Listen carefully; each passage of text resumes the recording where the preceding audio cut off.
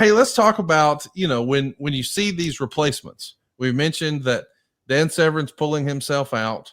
So, whoever he fought moves forward. That's the Godfather.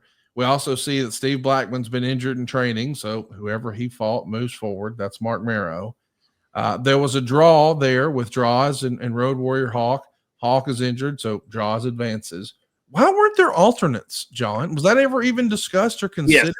Yeah, there was. There were a lot of alternates, and I hate to even mention names because I don't want to, guys have to answer this on the internet. But there were a lot of guys mentioned as alternates, and for whatever reason, it didn't happen. They just kept putting guys back in tournaments. But yeah, there were alternates mentioned. And a lot of guys didn't want to do the Brawl for All, from what I understand. And so there were alternates mentioned, and they just thought, we'll just put these guys back in. It's the easiest thing to do.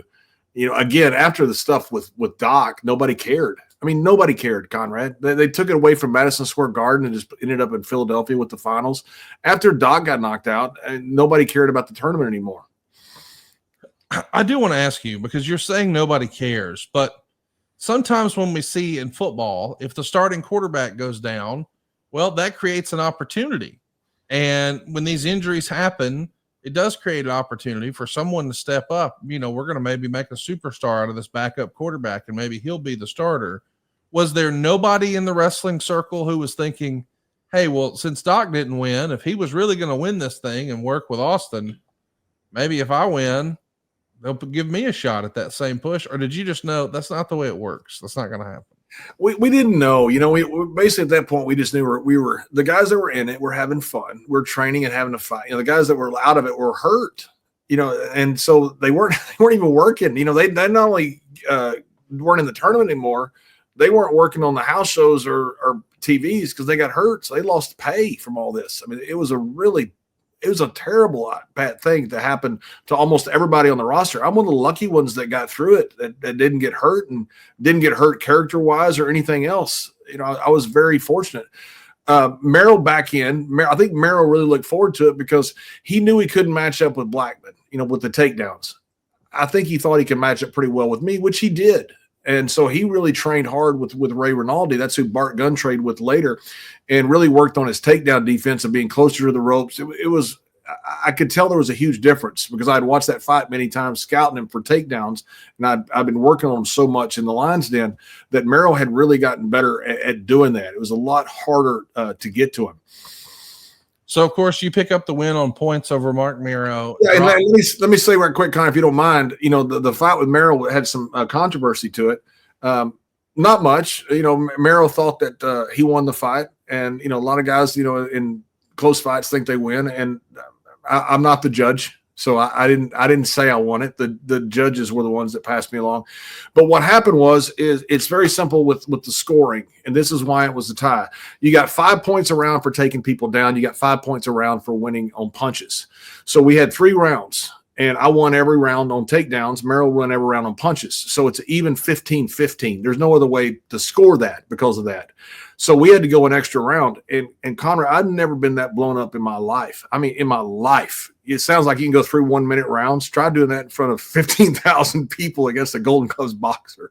I was so freaking tired. When they announced it was a draw and I had to go an extra round, I'm literally thinking, I don't know if I can make it. Literally, I thought, I don't know if I can make another round. And I knew Merrill had a great hook. And so I'm sitting there thinking, man, if I can just get off this stool late, or I don't even know if I was sitting down or if I stand up, but if I come out of the corner late and with my hands down and act a little more tired than I am, maybe he'll throw that hook. I said, that's the only shot I got to win this thing. And I said, if he does, I'm going right under it and I'm going to take him down and I'm just going to ride him. Lanza had told me backstage, kid, if you get in trouble, ride him. Just take him down, which is not legal, but take him down and don't let him up very quick. Kill the clock essentially.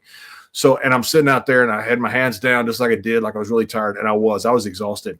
And Merrill, thank God, threw that hook just like I was hoping he would, and I went right under it and took him down. That's Jerry, take down, yelled the thing, and I rode him for a while, long enough that when he got up, he got a little flustered and he tried to take me down, which is the one thing he couldn't do. If he'd have kept punching me, we'd have been tied forever. I wouldn't have lasted another round or two. There's no way. I was too tired.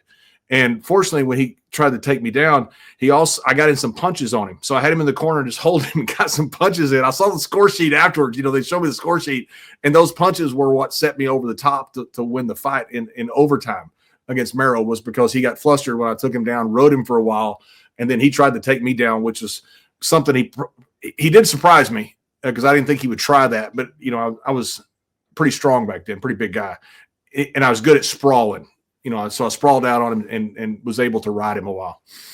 We haven't spent any time talking about Danny Hodge, but what do you think about his role in all this? Of course, he's a great close personal friend to JR's, and if this really was a vehicle designed to set up Dr. Death, and Danny Hodge is there first as the referee, later as a scorekeeper, maybe this is JR's baby on some level. But do you have any Danny Hodge stories you can share with us about him, just personally or as a referee or scorekeeper?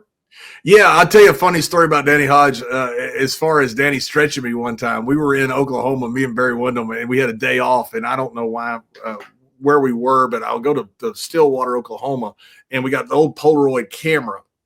And so I'm going to take a picture of me pissing on the Stillwater city limit sign and the Blackwell city limit sign, Briscoe's hometown and his working hometown. So I'm taking a picture of behind from a Polaroid camera. Me and Wendell spent all day doing this. We took a picture of me pissing on the state sign, all this different stuff, all in Oklahoma. So I'm sitting there and we're taking this picture. And by the way, the Sheik comes by with Rikishi.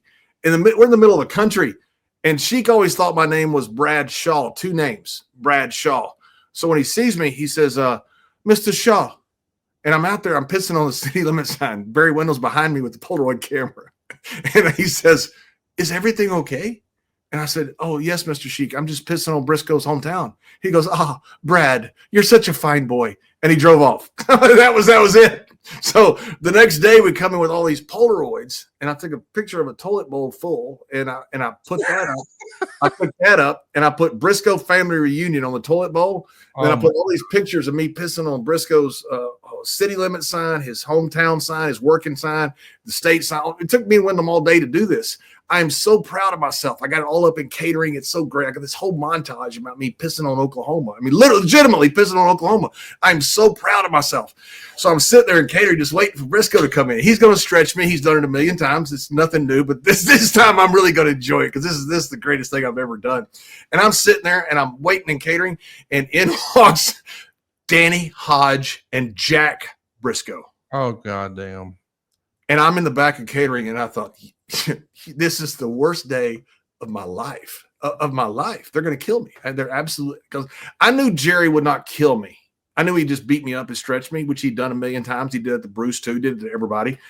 I didn't know if Jack would or not. I didn't know if Jack would kill me or not. I'm scared of Jack because I didn't know Jack as well. I knew Jerry would eventually have pity on me and not kill me. I didn't know if Jack would or not. And I certainly didn't know about Hodge because Hodge used to ride with Akbar. Akbar told me this. I mean, all those legendary Hodge stories, I've heard every one of them, everything. Hodge was the man. And as they see it, I'm like, oh my God. And so I try to sneak out. I try to get out the door where they're at, and they stop me.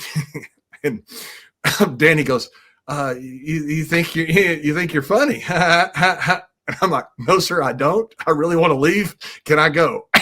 And he goes to shake my hand. And when he does that Hodge grip on my elbow. I'm literally down to my knees. I thought he broke my arm. I could not bench press or work out for about 3 months. He stretched me so bad in catering that day. I mean, Hodges, I've never felt a grip like that. That grip, where he'd squeeze these oranges or squeeze these apples. And pliers. He could just break pliers, just one after another. He used to take a steel belted radial tire and squash it like this. I mean, Hodge was legendary, but I felt it. And I literally could not do anything for about 3 months.